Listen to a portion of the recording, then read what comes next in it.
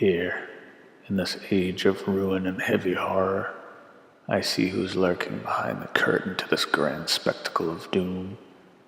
The insidious breed working in league, centralizing the world's systems and building their consumerist cult of spiritless drones, plotting against those of my own kind, and for the purpose to erase pre-industrial age self-sufficiency as their empire rains poison upon the earth. With the growth of their global industrial war machine, they continue to manifest such horror and will stop at nothing on their sick quest for total control. They want a globe of derooted souls, obsessed through technology and lured by the wonders of agenda-based science, conditioned to accept whatever they're told and further subdued by the technocracy as each generation passes. The world slaves away to acquire that which other kinds of slaves make.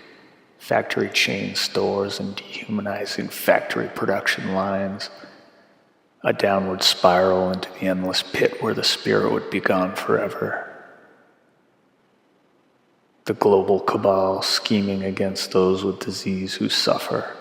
They know that there are cures for many of them, including the ones they created in their labs of mutated plagues. They leave researchers in the dark and then offer more drugs to relieve symptoms of these diseases so industrial pharmaceutical company CEOs can swindle the slowly suffering, dying ill. With some of these mystery diseases, they won't report the millions who are suffering and dying as plagues spread. They plunder as the crimson-soaked nightmare finales into a void. They are doom-bringers who suck money from you in all ways that they can, while killing you off and breeding in the new generations who are ever dumbing down as each generation passes.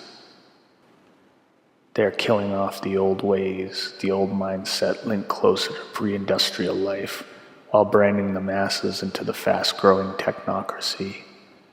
The globalist cabal are exponentially worse than their fabricated image of those whom they've deemed in the past as evil, like Hitler. The great lie that carries on as the narrative is wielded like a weapon against Europe and as it becomes a growing chapter of their sick desert religion. In more recent years, the Bushes, Obama, and the leaders of most all countries working in league have eradicated millions again in the name of global conquest. They proclaim themselves as a model for a civilized world, yet lie about atrocities committed by these so-called evil tyrants as the masses of Goy begin beating the war drums for the Zionist masters.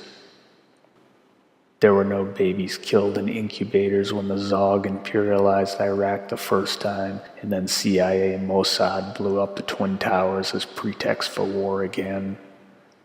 They are far worse than those such as Saddam or Assad, and the so-called evil terrorists we see in the news today were funded and created by globalist elite bankers to help gut Syria, adding to the refugee immigration plot to destroy the native European white man.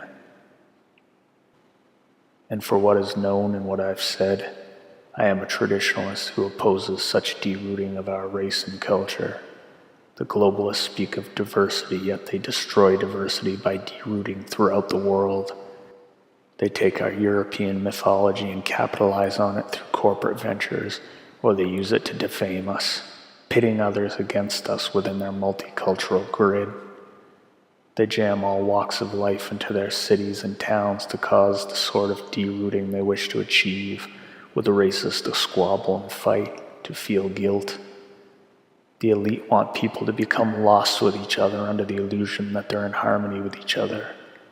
I don't know about you, but I don't call city life under this technocracy harmony when I see my race and tradition being wiped out in the process. With NSA prying into our lives as privacy is exchanged for so-called security, yet they themselves create the problems in the first place. And all the plastic garbage made from oil, using electricity on such a scale that nuclear facilities are required with a threat of a meltdown. All sorts of poison byproduct dumping into the ocean and elsewhere. We need to become in harmony with nature, with our race, and do so by learning how to live without the dependency upon the grid.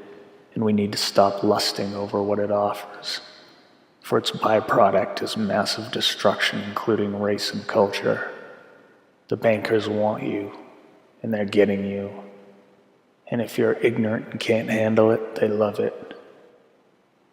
They want people too scared to defy them. They want people keeping the blinders on and to be tricked. They want masses of ignorant and shallow coward fools. The global government will continue its derooting. It will keep inducting each generation into its lazy gadget world. It will keep bombing and killing, and it won't stop until it crashes everything. But will we be here anymore, as ancestors to our future children? I sure hope that when civilization does someday collapse, that our European ancestors live on, in a new era where life returns to simplicity and focuses on the tribe at hand. With eyes wild, they're in the moment, in harmony with nature. Great thunderstorms have surely been the most entertaining for me. I've lived off-grid before. I've made bow and arrow and hunted my own deer. I remember being in the forest when the thunderstorms came on fast and poured over me as I was collecting stave to make a new bow.